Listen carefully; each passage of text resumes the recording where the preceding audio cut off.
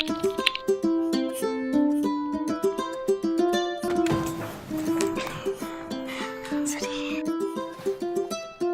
sudah hadir? Meeting ini akan membahas tentang arahan investasi perusahaan kita ke depan. Global growth has slowed down. Sulit untuk mencari keuntungan untuk perusahaan kita. Menurut analisa kamu, apakah kita harus meninjau kembali strategi investasi kita sebelumnya? Well, secara global pertumbuhan memang menurun. Saya rasa kita adjust sedikit strategi kita sebelumnya. Kita lihat saja nih, productivity and population growth melambat. Dan seperti kita lihat, gross domestic product turun cukup signifikan dibandingkan tahun lalu. Tapi kalau kita melihat gains di equity dan bond market di dunia, kayaknya liquidity masih sangat flush dan investor risk appetite masih sangat tinggi. Dan juga melambatnya pertumbuhan ekonomi is not necessarily a bad things. Yang penting pendapatan per individu bukan total. Bila pendapatan per kapita naik, hal ini sebenarnya good for everybody. Jadi, approach apa yang terbaik bagi kita untuk melakukan investasi? Menurut kalian, Asia masih ada potensi? Tepat sekali. Walaupun di Asia juga ada penurunan, tapi apakah kita harus khawatir? Gak juga.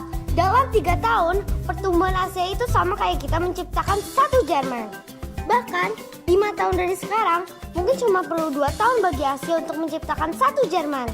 Lihat nih, Asia masih tumbuh 5% per tahun. Dibandingkan dengan Amerika yang hanya 2%. Eropa 1,5%.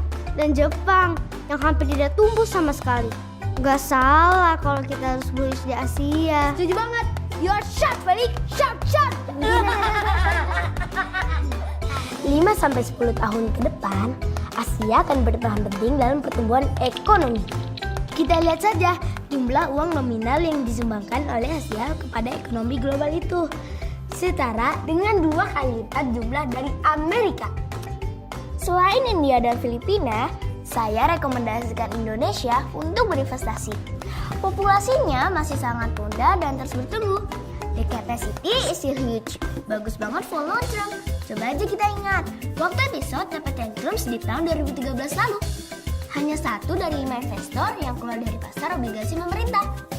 Intinya, 80% dari bond investor yang mempunyai fokus long term tetap confident sama potensi Indonesia. Sektor apa ya yang kira-kira menjanjikan? Infrastruktur sepertinya masih yang terbaik ya. Karena itu fokus dari pemerintah. Iya benar. Sektor lain juga ya. Yang berhubungan dengan konsumen. Healthcare masih banyak ya potensial. Ya, mari kita berinvestasi di negeri sendiri.